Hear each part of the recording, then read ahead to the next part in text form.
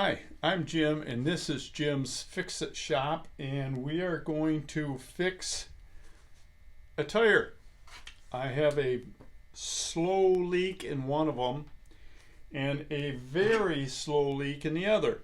This one takes about 3 or 4 days to go flat. This one usually goes flat overnight. Now this came off of, both of these came off of one of the two machines that I am selling, and I can't sell it with a leaky tire. That's just not me. So I did go down to my local auto parts store. It's a Napa store, and I bought a quart of tire bead sealer. Now he said this stuff works great. It's a black rubbery material. You break the bead down, and this was $28.60 after tax. You break the bead down and you apply it to the bead and to the rim of the and reinflate it. I did both sides. Now, the nice part about these small tires is you can get them in a sink to check to see where the leak's coming from. Or in this case, I just held it level and I poured water around the crack on the bead and the rim, and I could tell where it was leaking.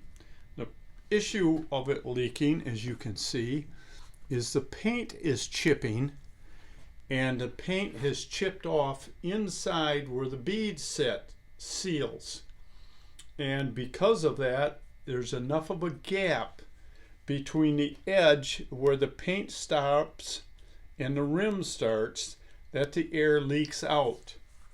So I bought a quart of this stuff and I applied it 5 times and it would not stop the leak.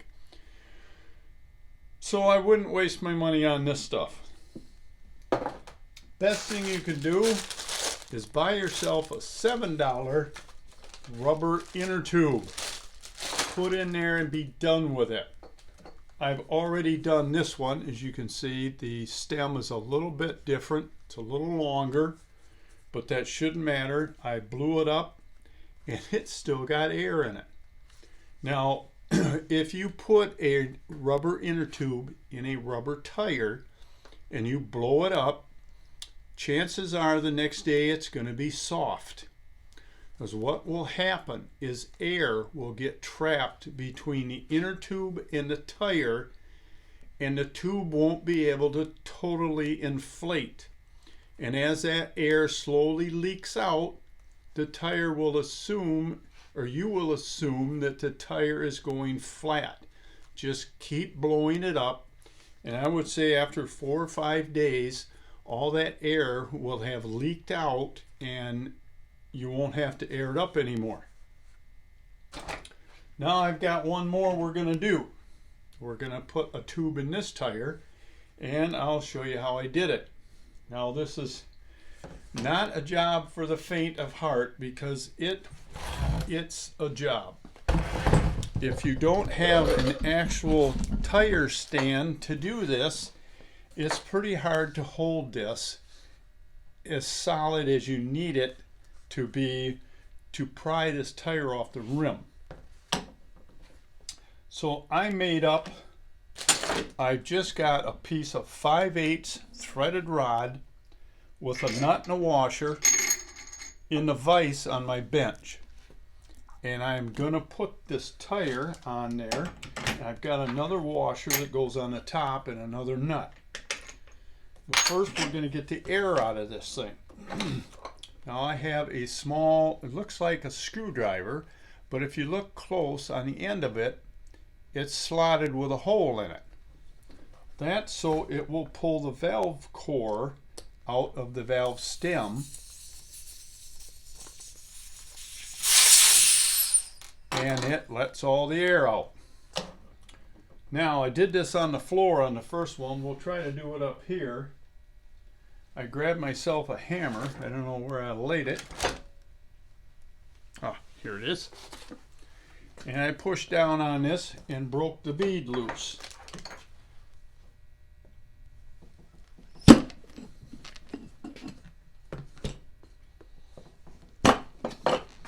Now this one come off a whole lot easier because I didn't have 5 coats of bead sealer on it. So this popped off really nice. Now the next thing you want to do is you want to cut this valve stem off. I cut it off from the inside because I tried just pulling it out and that didn't work well. So we're going to cut this one off. You want to keep track of the part that you're cutting off so it doesn't get down inside the tire. I don't know if that would cause an issue with the tube having that flopping around in there. That's the little back part that I cut off, and this is the front part. Now we want to break the tire off of one side of this, and this rim is pretty much the same on both sides, so it's not going to matter which side you pull off, but you do want to push it down so the bead on this side will go into the rim and give you a little extra room over here to pry the tire up.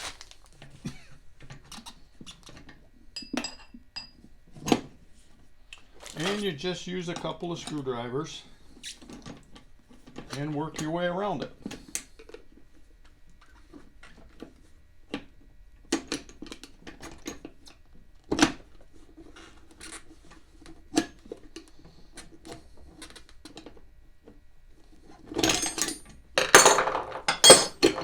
And that's all there is to that.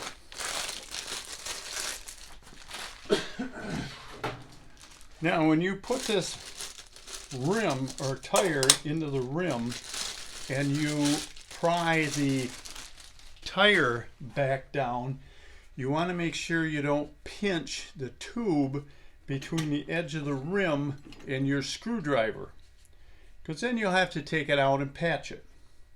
We're going to take the valve cap off, and we're also going to spray some WD-40 on it to help it slide in that tire. I noticed this kind of helped on the first one.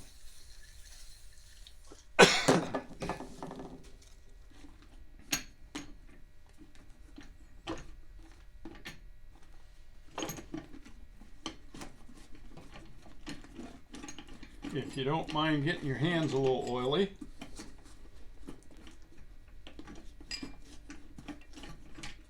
there's really not a whole lot to this.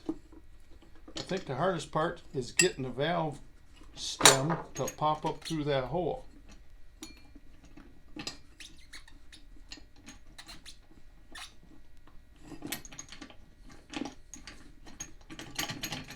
All right, we got that in there. Now I want to make sure that the tube is out of my way so I don't pinch it. And we just start pushing it back down on there.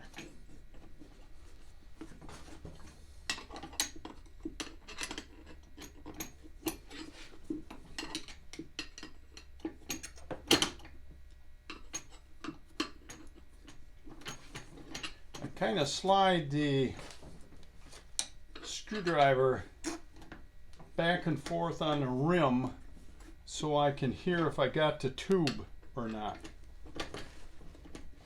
This one does not want to pop down back on.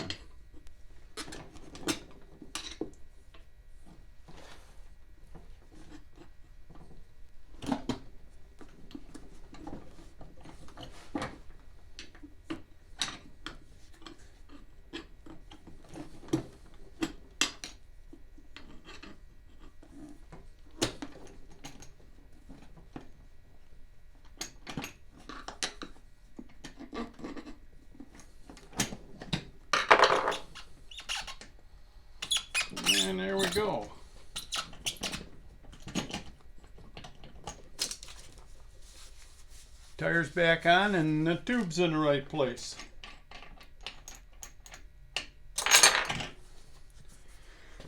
Now I kind of turn the tire on the rim so that I get the valve stem straight out the hole. I don't want to have any trouble with that as I inflate it. And I don't know if my air holes will reach this far.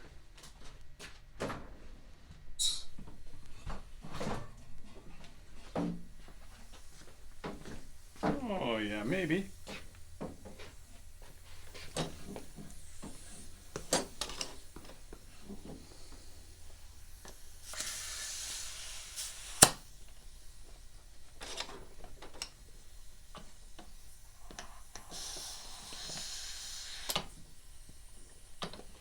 This does not want to stay up here where I want it.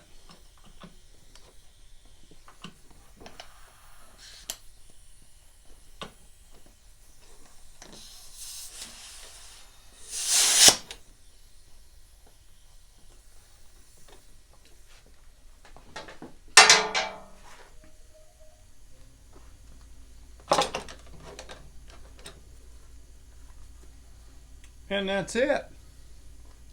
Put the cap back on.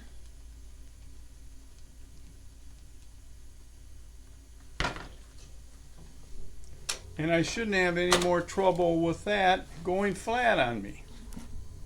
And I'm sure that the person that buys this snapper will appreciate tires that don't go flat. So, until next time, work safe, have fun. Try putting a tube in a tire. It's really not that hard. The most important part is when you put the tire back on the rim. I scrape the screwdriver back and forth so I can tell that I don't have the tube pinched between the screwdriver and the rim, because you'll find yourself doing this all over if you do. So until next time, work safe, have fun. Please subscribe, and we'll talk to you later. Oh, I have a tip or a reminder. You have 3 more days to apply or register to win these metal detectors. This is the Lumber Wizard 5.